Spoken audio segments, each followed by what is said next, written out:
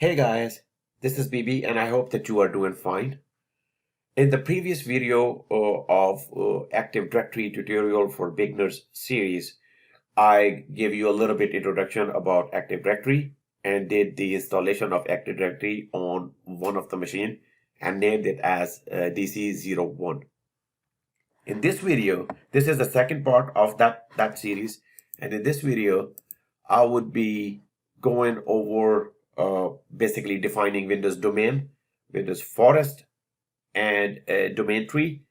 I would create an organizational unit, show you how to create a new domain user, add a machine which I have built out of the box. It still have just like a very generic name too. I will rename that machine and then join to the domain that was created in the previous video. And the domain name is bbtech.us. I'll show you how to remove local user from the machine. And the reason why you want to do this is because nowadays, due to security reasons, usually the instruction from the IT security of any company that you'll be working is not to have any kind of a local user on those machines. So this is getting very common in a lot of environments. So it's important that you should remove the local admin or local users, period. Then I'll show you a little bit about password without complexity, and then create a password policy without complexity, and then apply to a user group. I would also show you how to enable recycle bin in Active Directory, because by default it is not active or enabled. And then I'm going to show you how to create multiple users via CSV files. Sometimes Active Directory admins do get the request with a list of users, and where they have to sometimes create hundreds of users at one time. So instead of just going back and creating one user at a time, it can be very, very time consuming. CSV is a better way to go, and then you could just simply import the whole list into Active Directory. I will show you login restriction in AD during specific time. These are kind of a building blocks that I'm preparing you for much more advanced classes or videos in the future. Show you how to restrict the user from logging into different computers. I'll show you how to map shared folders, how to map personal shared folder, and then I'm going to show you, and this is very important if you want to have a job and want to learn a little bit more about the operating system and how to do the deployments of the operating system or configuration of operating system. It's very important to know about Active Directory startup script, how to set it up, how you could put certain things in it. It is very, very nice thing to know. And then towards the end, I'm gonna build a new domain server. And the reason why, and then obviously we will make that domain server part of this domain too. The reason why there are so many different applications for this. One could be redundancy, so that if one goes down, the other one is still up. Or if the organization is spread out, like maybe sometimes with the cities, between the cities, sometimes states, or countries, or the regions too.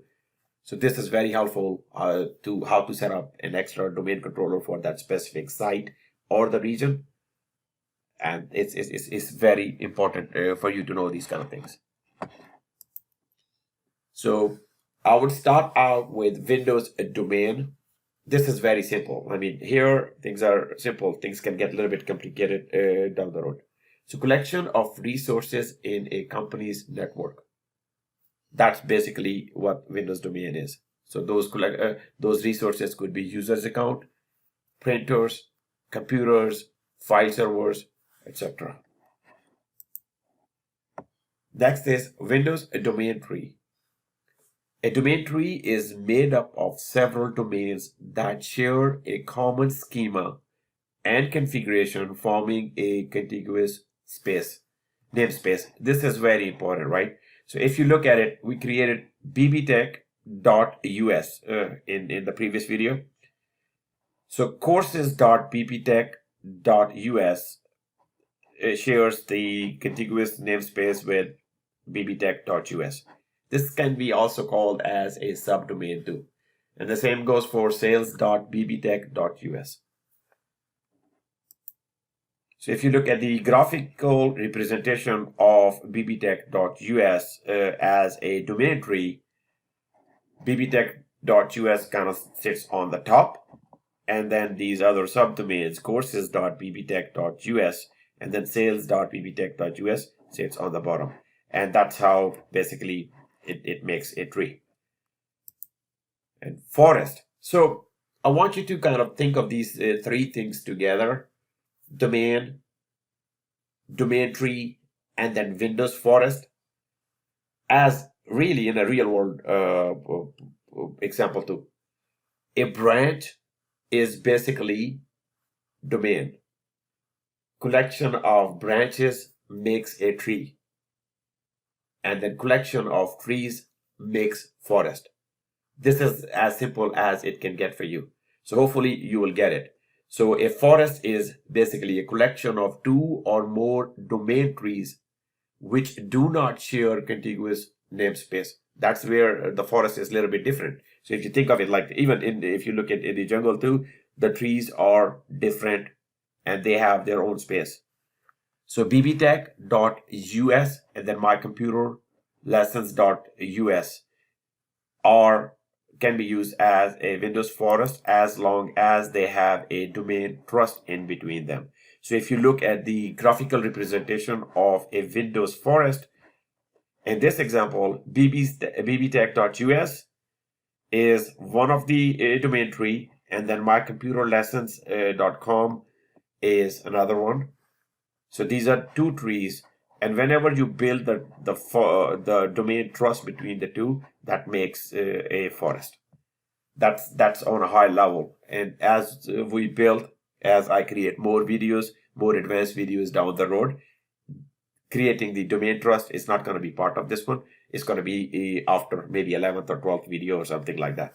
So that's how Windows Forest is created, and that's how it works. Next, I'm going to move to organizational units.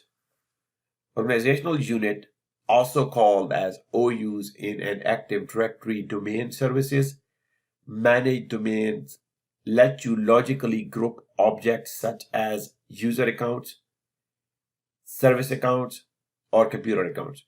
You can then assign administrators to specific OUs and apply a group policy to enforce targeted configuration settings.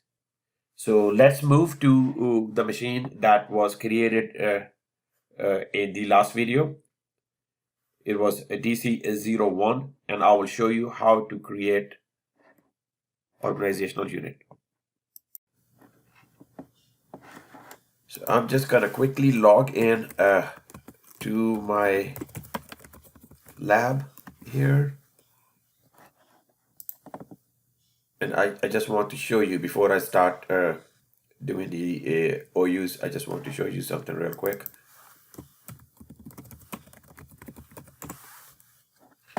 So I created one Windows 10 device. It's just very basic operating system out of the box. Nothing is configured on this device. Even if you look at the machine name, is still whatever Windows automatically assigns it. So whenever I would get to the level of right here, whenever I would get to the level of joining this machine to domain, we will change the name, and then I'll show you a few other things too. So now back to Active Directory server, which is DC01. I'm gonna RDP into it right here.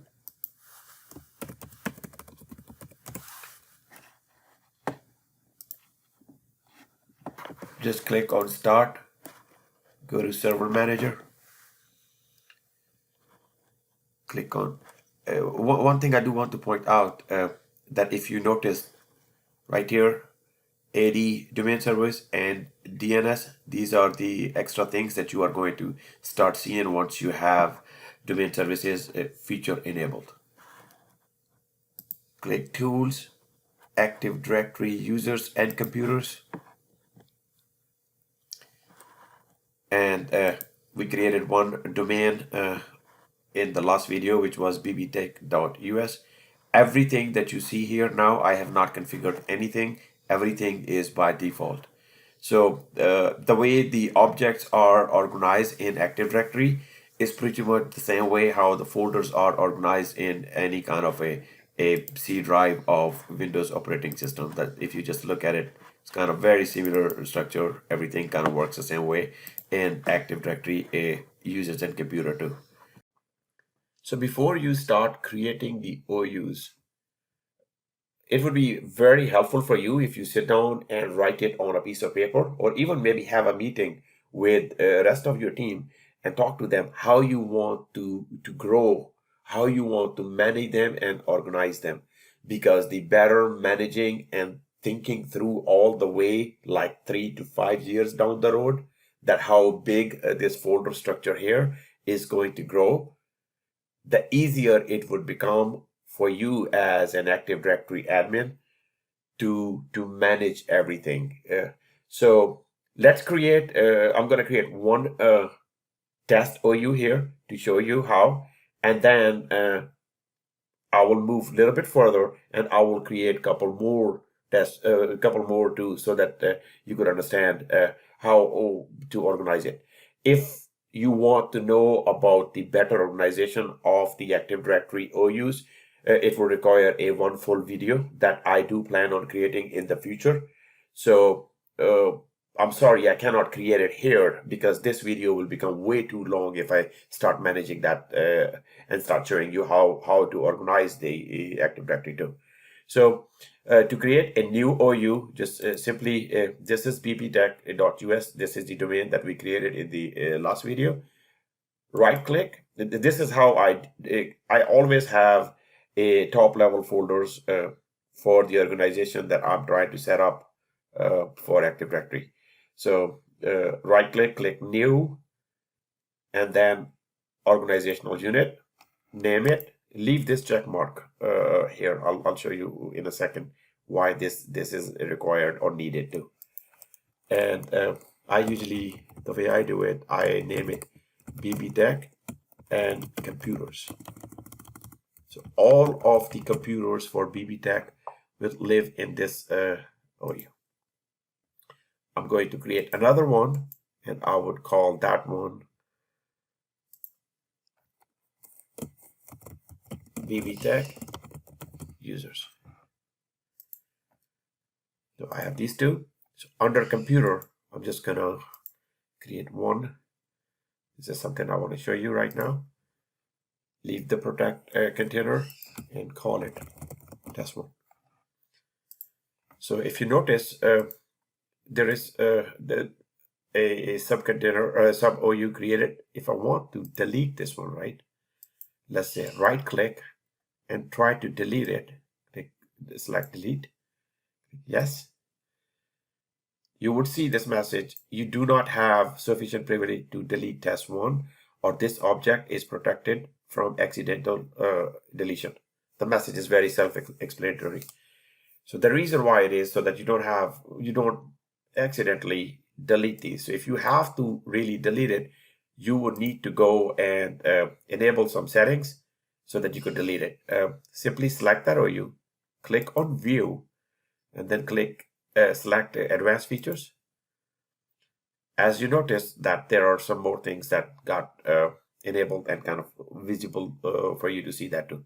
Now go back to Bibi Tech computers, test one, right click, get the properties,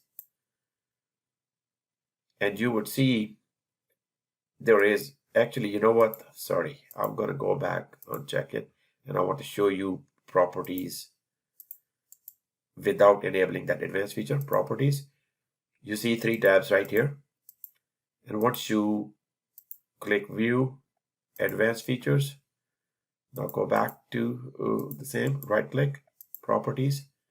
There are two more, actually 3 more that are visible now. So click on manage by, you could see some stuff here, object, And look at this one right here. Protect object from accidental. Uncheck this. Apply. Click OK. Now when you right click and delete it, it will let you delete. So that's what I wanted to show you here. And now what I'll do, I'll create 3 more for computers. One I would call, this is going to be for, let's say, accounting. Right click and create new OU. I'm going to call this one for HR. New. And this one I'm going to call it for IT. So all of my future computers that I would join to the domain, that's how I plan on managing and organizing them. Accounting computers, HR computers, and IT computers. For the user, I do the same thing. I'm going to go, click new organizational unit, call it accounting.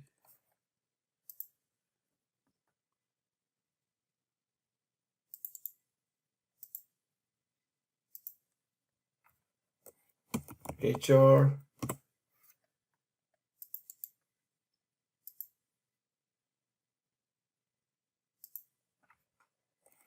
IT, and under IT, I will create one more, which I would call it admins.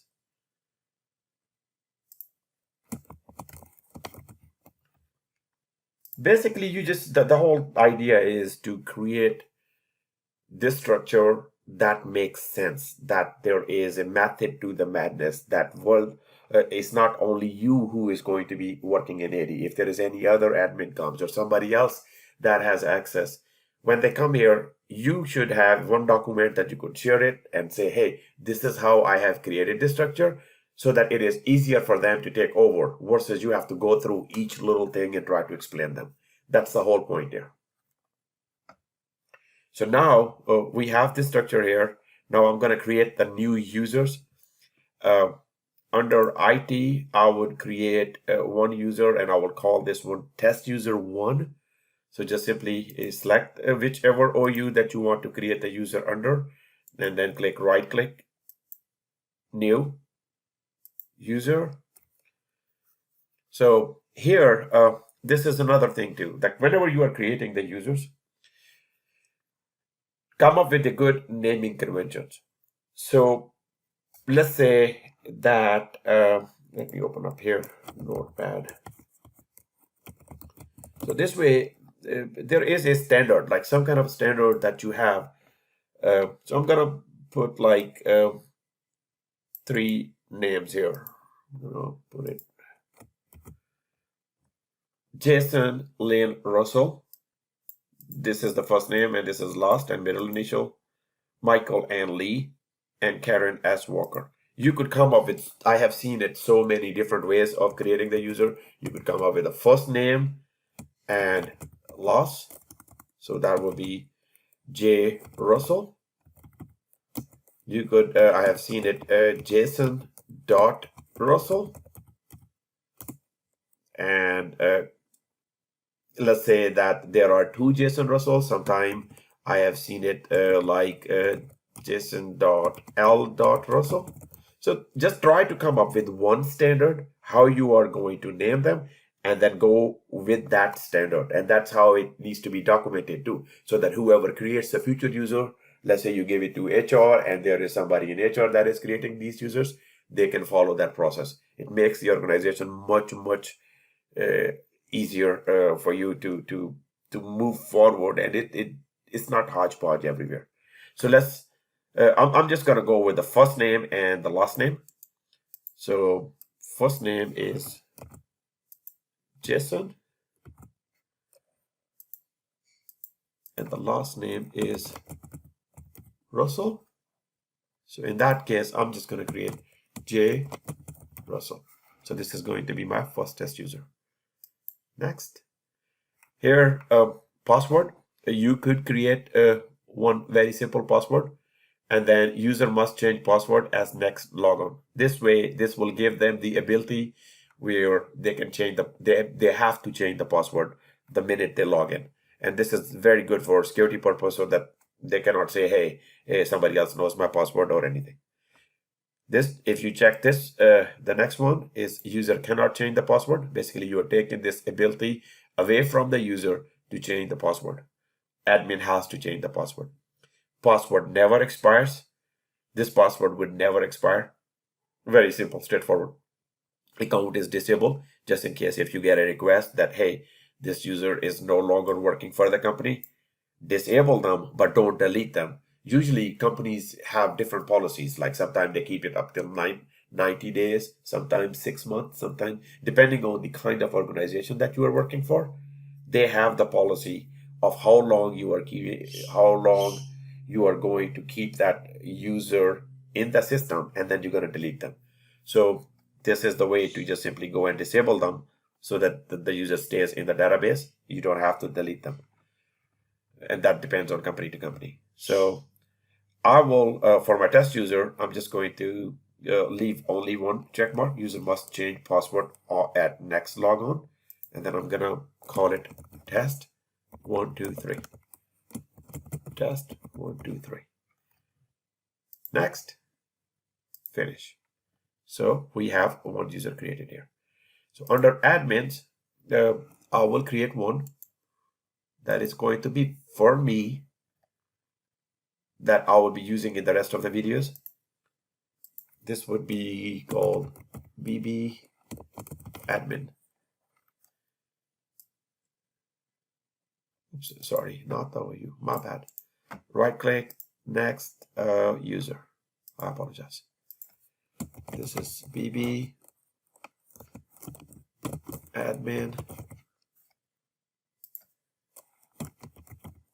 I know I'm not going with the standard, the one that I mentioned above, but it is easier for me to remember this one, so I'll just use this in the future. Next. 3.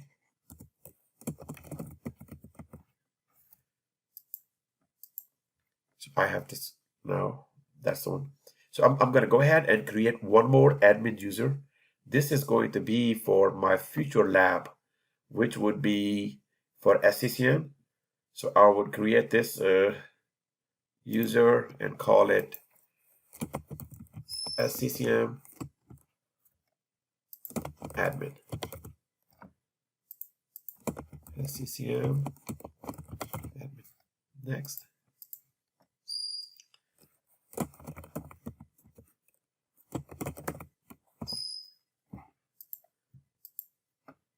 Okay, so I had intentionally put this the length of the password just a short. That's why it's complaining. So I need to go back and change it to test 1, 2, 3. It has to be minimum 8. 8 characters. Okay, so this is good. Now we're done with the creation of the user. Next, what I'll do is I'm gonna move to my ESXi lab, where I have already built Windows 10 machine. So I will join that machine to AD, which is bbtech.us. Let's log in here.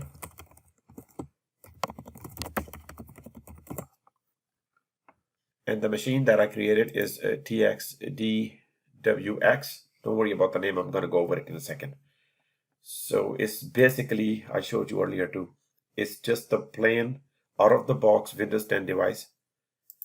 If you look at it, right-click on this PC, Properties. And right now, just Windows gave it its own name, whatever the number it gave it, the desktop dash SN37K V3. So, and as you can see, this is part of workgroup by default. We will change it and we will join the domain. So first thing first, what I want to make sure that if this machine can even reach the domain controller, it has to be in the same network. So click on type here to search. Open the command prompt right here, and you want to type ping DC01. That is the domain controller 01. That's the machine name for domain controller. And as you could see, I am able to ping it. But you will notice that it is pinging, and then since by default IPv6 is enabled, so that's why it's pinging the IPv6 versus IPv4. So to ping the IPv4, you would do ping space -4 and then machine name DC01. And as you recall, when I built the DC01, I had assigned a static IP to that machine, which is 10.2.0.100. This is all and good, but one thing that we need to check too is that this machine even knows where is the domain bbtech.js in this network? Because if it doesn't know, then obviously it would not be able to join that domain, right? So if you do the NS lookup,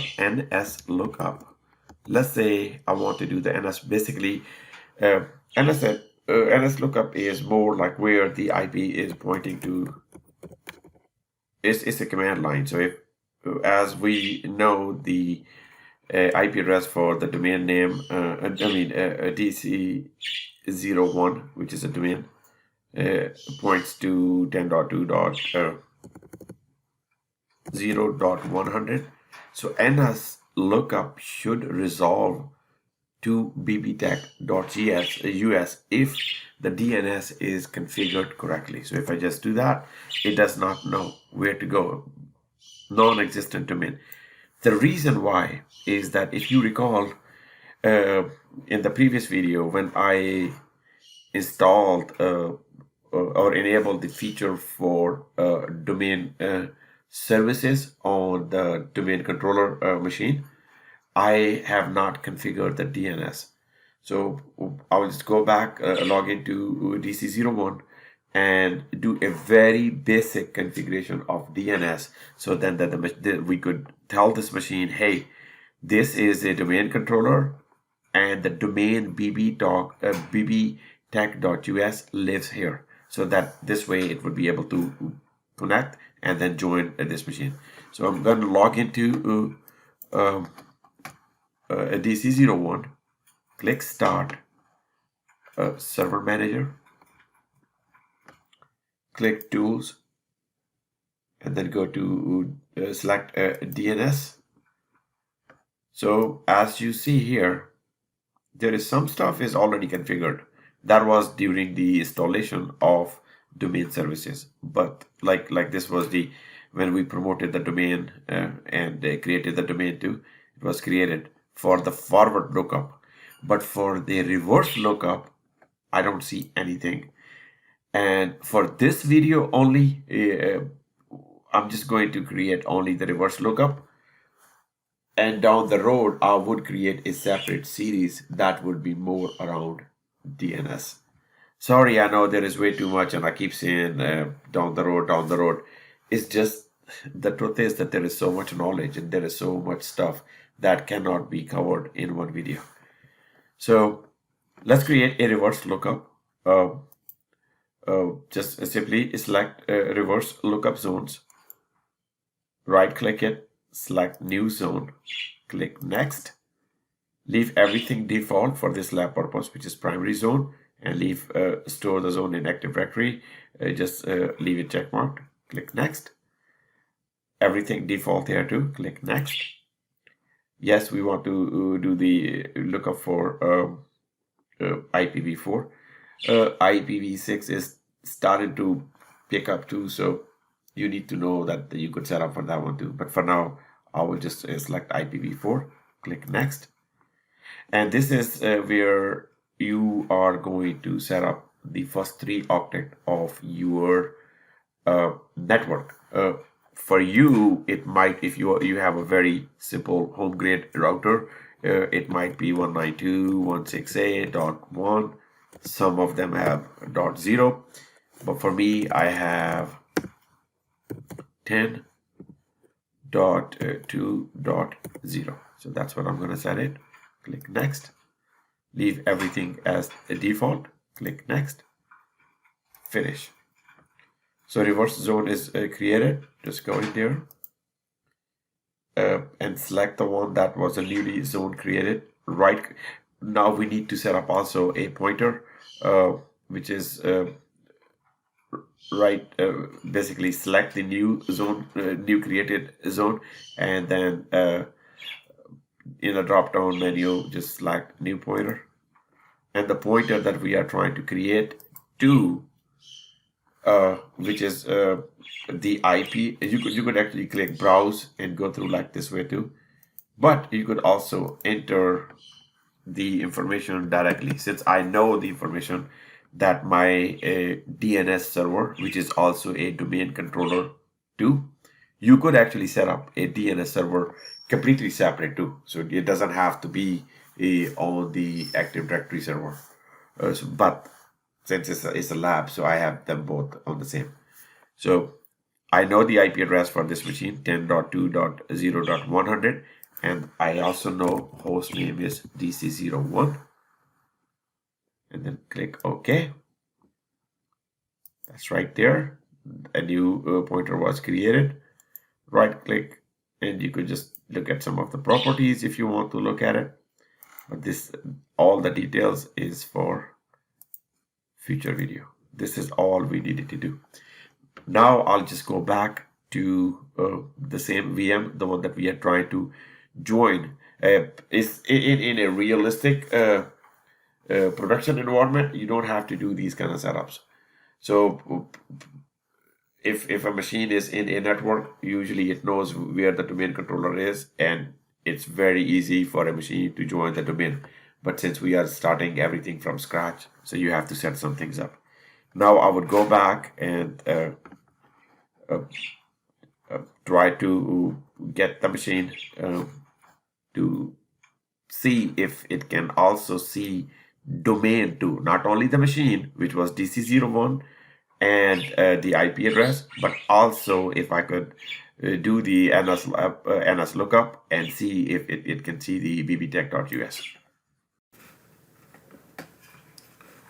Okay, so let's do NS lookup for that IP address, maybe 10.2.100, and you could see now it's starting to resolve to DC01.bbtech.us. And even if I just do ping bbtech.us, this would, okay, this is not resolving. What is wrong with it? Let's look up bbtech.us. Okay, this one is resolving. Sorry, I think because bbtech.us is also on the internet too, and I have my machine connected to internet, so somehow we just still have that record on this machine stored. So don't worry about that. As you could see, it is resolving, and that should clear up shortly anyway. So we are good here. Now I'm going to join this domain, this machine to the domain. Click on any of the folder, file explorer basically. Right click, click properties. This is a name that we are going to change to machine name. I think I decided WXVM01 is a VM, so it would be click change settings, change. This is where the machine name would go. WXVMIT, and domain name is bbtech.us. Click OK. It's gonna prompt for the domain administrator account. Administrator.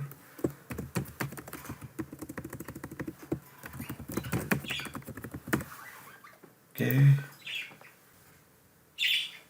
Welcome to the bbtech.us domain. click OK. And this will also force a reboot on the machine. Click OK, close, restart.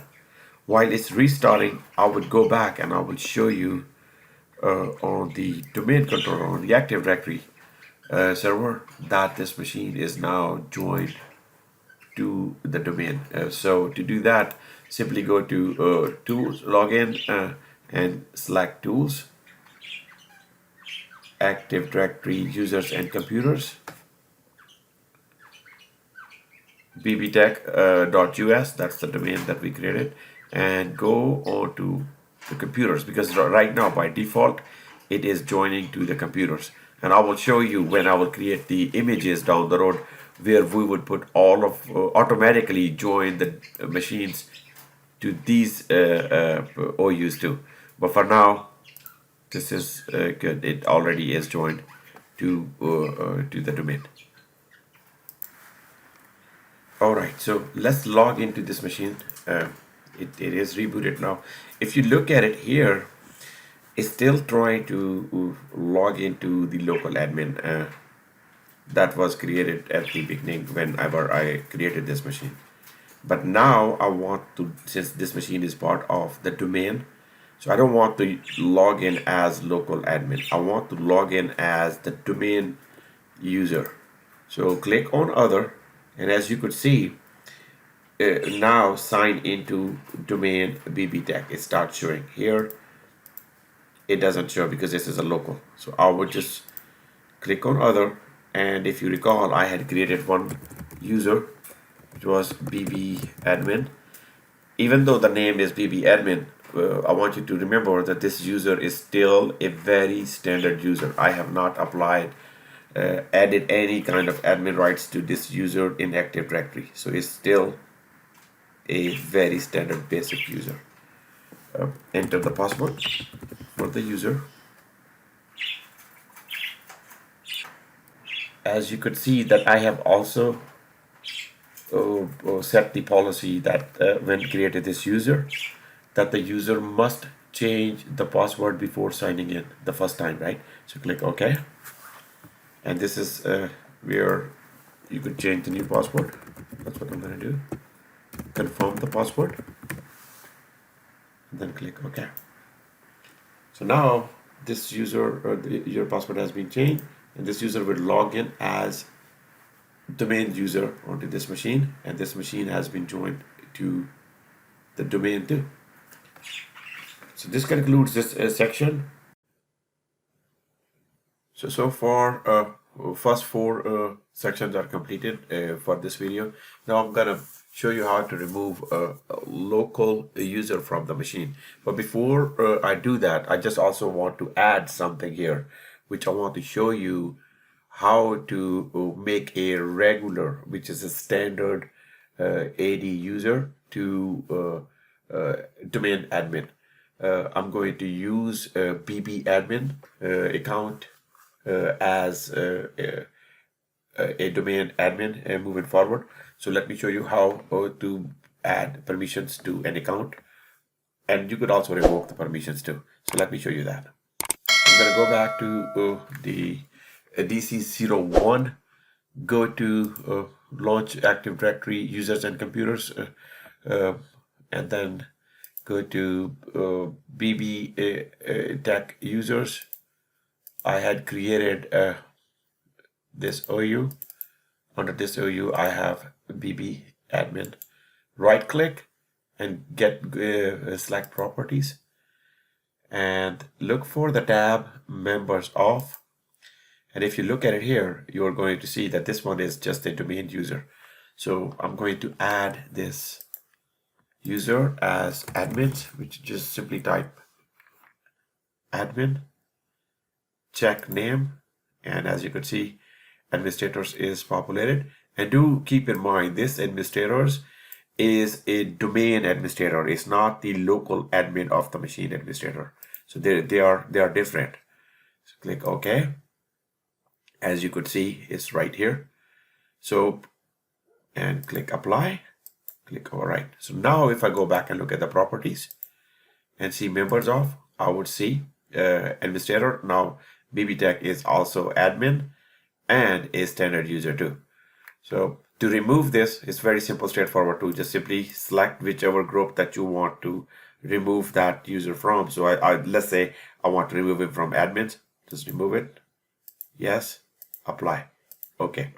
And the another quickest way to add the user to any of the group is just simply go to the user, right click, and you could also do add to group. And then here, I'm going to do admin again, check name, click OK. And you would see this message, the add to group operator was successfully completed. Now, if I go back and look at the properties again, I would see that Bibi is an admin, is a domain admin. So let's get back to the VM machine. And what I will do, there is a local admin on that machine. I'm going to remove that one so that only the domain admins can log in. And there are many reasons behind it that why companies would want to do that. First of all, you get much more better control if you have centralized users that are even the admin. And then obviously the security is a big concern for major organizations nowadays. So they don't want any kind of users that have the admin rights to the machines and credentials are local to that machine. That's why it is very important for them. I mean, there are many tools that could manage the local admin passwords too, but from a security point of view, I think it is much safer that they remove the admin user or local admin user for the machine altogether. So before I move to that test machine, the one that we have been using, what I'll do is I'm just going to use a user, which is a standard user, Jason Russell. If you just look at it, the properties on this, click on account, that's the name, J Russell. This is a standard user. Basically, he does not have any kind of admin rights on that machine that we will be logging in. And we had already set it, I had already set it up as a user must change password. The next login. So I'm going to use this one and I will show you the difference between the admin and a standard user when the rights are taken away from a standard user. So I'm going to move to the test machine and I will log in as J Russell. J SCCM. And I think the password that I have set it up for this account was test123. User must change password on the first login. I'm going to change it.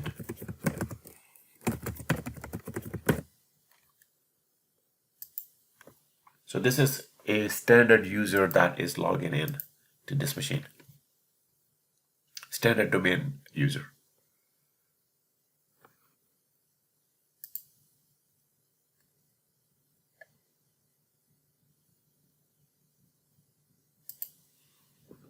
So let's say, I mean, there are certain things a standard user can do on the machines and certain things cannot. If the user wants to change, let's say, the network properties, standard user would not have the ability. So if you go on to network card setup and click on open network and internet settings, I right clicked on it and just try to change the IP address of this. Let's say we want to change the IP address. Click on Ethernet, change adapter options, select Ethernet, any of the available ones. Since I have only one on this one, right click, click on the properties. You see, it prompts you for admin credentials. So now if you have the admin user, you could prompt that, you could populate the credentials and it will let you basically move forward. Otherwise, there is no way for you to do anything. So that's what I wanted to show you as a standard user. There are many other things too, like you cannot install software, you cannot look at the system files.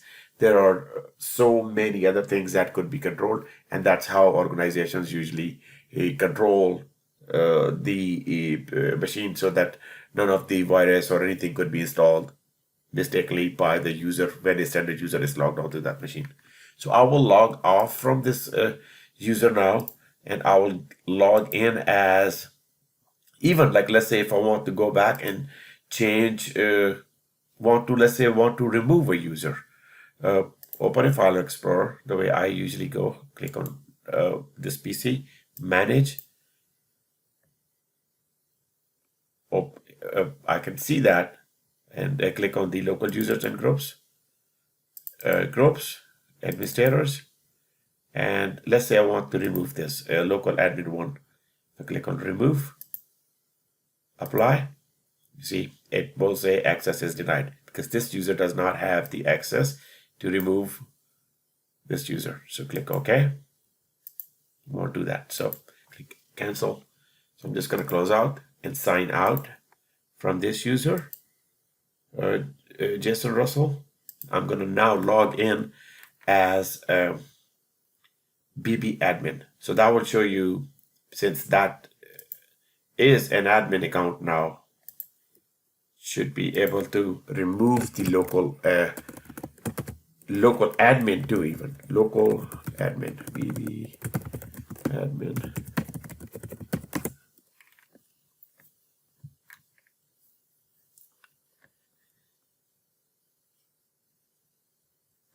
So let's do that. Open File Explorer, right click, manage, go to local users and groups. Go to groups, admin. I want to remove this local admin one, remove, apply. Okay, and it let me do that. Now this machine does not have any kind of a local admin on this machine. So basically only the domain users are able to log into this machine. So this concludes removing the local user from the machine. Sorry, this video has gotten much longer than I had expected. So I think I'm going to conclude this video and come up with the part 2B. I will call this one as part 2A, and I will pick up from item number 6, password without complexity, in the next video. Thank you so much for tuning in. I hope that you enjoy my videos. If you have any kind of questions, or if you have any kind of criticism, healthy, non-healthy, that's fine too. Please don't forget to leave the comments, and don't forget to subscribe my channel. Peace.